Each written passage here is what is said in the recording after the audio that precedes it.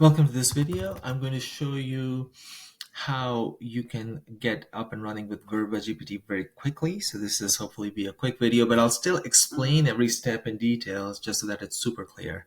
Um, if you're a beginner, so that it doesn't seem very intimidating. Okay, so it'll still be a little bit extra time that I'll take, but the actual steps are very quick.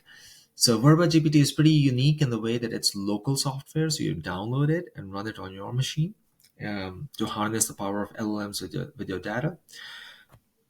So to do that, you go to verbagpt.com and then go to the download page. So pretty simple. No credit card or anything like that. You just put in your name, your business email. It's free. And you can download it. There's a quick start guide below. There's videos. There's all kinds of details to get more advanced performance out of your VerbaGPT, and I'll be covering that in future videos, explaining everything. But this is a quick start guide, so the intent here is just to set up VerbaGPT very quickly on your machine. So and ask your first question. Okay, so that's the goal, and then later you can build on that and watch more videos and see how you can do more advanced stuff with VerbaGPT. Okay, so once you download VerbaGPT, it looks like this. So VerbaGPT underscore beta, so it's in beta. So that's why it's labeled that way. So VerbaGPT underscore beta dot zip. It's a pretty small file, only 2 megabytes. And the first thing to do is to unzip it. So I'm going to unzip it here on my machine. And I have it here on my desktop, but you can put it anywhere you like. The first thing I'm going to do is go to the header here and copy the location where I unzipped it. Okay, so this is the folder, and then I'm going to go to Anaconda Navigator. Okay, if you are proficient in if you know Python, then you don't need Anaconda Navigator. You can do the same steps that I'm going to do yourself, but I find it for beginners, this is the most helpful way. So inside Anaconda Navigator, you can create a new environment to keep things isolated. So you can call it whatever you like, or verbagpt underscore clean, and create the environment. I'm going to cancel out of that because I already created an environment. It took about 5 minutes. I have a pretty low powered laptop, so it's kind of slow, but it might be quicker. It might only take a couple of minutes for you. Then go here, click on the display button and open the terminal. Okay, so it's going to open up a terminal for the environment. So here I'm calling my environment verbagpt underscore clean 007. Then I'm going to change directory cd and paste the link I just copied to the folder where I downloaded and unzipped VerbaGPT underscore beta. Okay, so now I'm in that folder. I'm going to install the requirements for VerbaGPT. So pretty simple. So pip install -r or -r requirements.txt. Okay. So once the requirements are installed, it went pretty quickly because I had just run this command right before this video. And once again, it takes a few minutes to install, maybe 3 minutes or so. Okay, so there's one last thing we need to do. So VerbaGPT runs locally on your machine. It's a bring your own LLM kind of software. But to bring your own LLM is pretty easy. So the way I would recommend is you get an OpenRouter API key. So you can create an account on OpenRouter, and then you can create a key. So as I'm doing this, I'll explain the benefits of that. VerbaGPT, so you can call it whatever you want, test key, create, and then copy the key. Okay. So VerbaGPT does work directly with OpenAI key and DeepSeek key and Grok key, but OpenRouter is sort of my preferred method because it allows you from one key access to all those models and a lot more of the open source models like MetaLlama and so forth. So it's pretty helpful. So once you've copied your key, go back to your folder, and you'll notice there's a folder called VG underscore. Go in that folder, and there's a VG underscore config. This is a configuration file. Open that file, and then there's this OpenRouter API key, and then paste the key you just created. Okay, and then save it, and then close out of it. So if you have an OpenAI key, you can paste a DeepSeek key and so forth. But I'm using OpenRouter because, once again, it allows me access to the other models, and I'll show you just now how you can access those other models from the OpenRouter key. Okay, so now we're ready to fire up VerbaGPT. It's pretty easy. Python space verbagpt.py.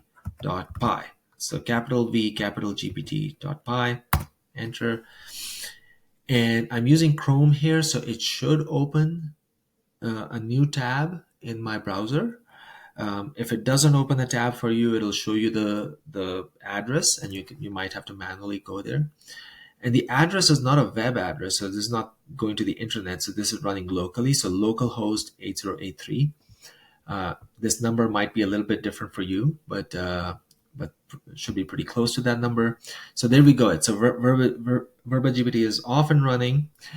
You can do a few things with it. You can use CSV data, you can use SQL databases, pretty complicated SQL databases you can use with it. You can use sort of your own notes, your memories, your journal entries, and so forth.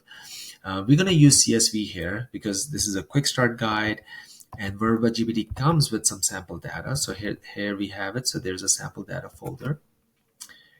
And there's a CSV file called abalone.csv. So drag and drop it here. And you'll notice that a few of the rows show up. So that's pretty helpful for me to see what's in the data. And I'm going to ask it a question about this rings column. Maybe I'll ask it to give me a histogram for it to kind of see how it's distributed. So the one neat thing about VerbaGPT, it's not really a text to SQL. It's a text to Python, which includes SQL. So you can do all kinds of things. You can do complicated modeling, analytics, visualizations. You can do all kinds of things with it. So I'm going to do a histogram for rings here. The way to do that is go to the talk page. So it says it's ready to talk. Abalone.csv is the file it's using, and the GPT it's using is MetaLlama 4 Maverick Free from OpenRouter. So that's pretty neat. There are some models that you can use for free. But let me just show you how you can change the model very quickly. So go to the Options tab and then click here.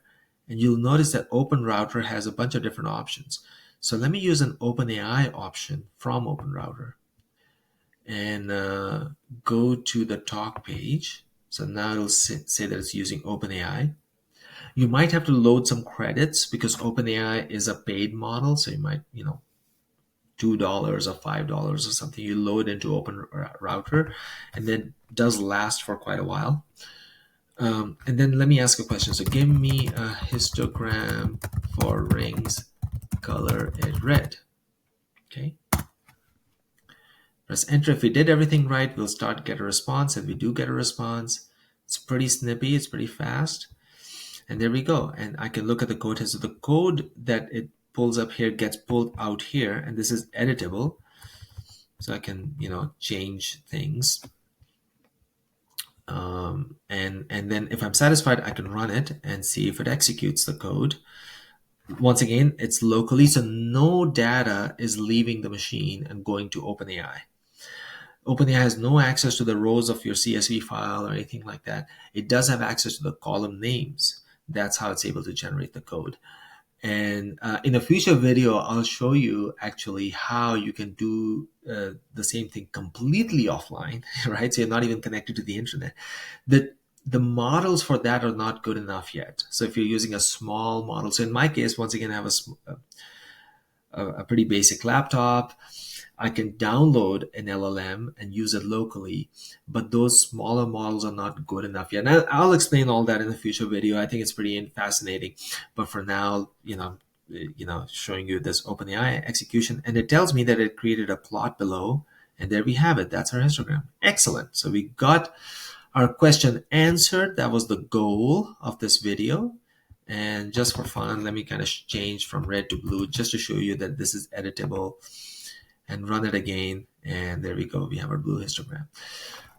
Fantastic. So even though this video ran for a while, the actual steps are literally take like 2 or 3 minutes to set everything up and ask a first question. So it's pretty easy. It's pretty straightforward.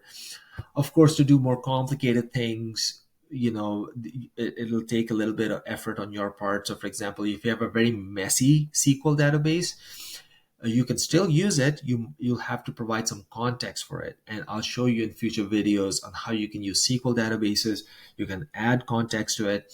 I try to make it as easy as possible for you to accomplish those goals, and then to ask your questions from the using VerbaGPT. Let me show you one last thing, actually. So Open Router. So once again, if you may not be familiar with Open Router, you can go to the activity page, and it'll show you what you just used. So I just used GPT-4, and it cost me 0.00239 cents. And you can use different models. The Llama 4 Maverick, which is the default option right now that shows up, it costs you 0. So you can use Llama 4 Maverick and it doesn't cost you to run those queries. So it's kind of interesting, kind of trying different models. Once again, using the Open Router key makes it easy for you to do that. Anyway, I think I've gone on for too long in this quick start video. On the download page where you're probably watching this video, there's going to be more videos on how you can do more advanced things. You use SQL, you can add context, you can analyze the results, you can train the model, and so forth. So I'll cover those in future videos. Thank you for watching, and I'll see you in a future one.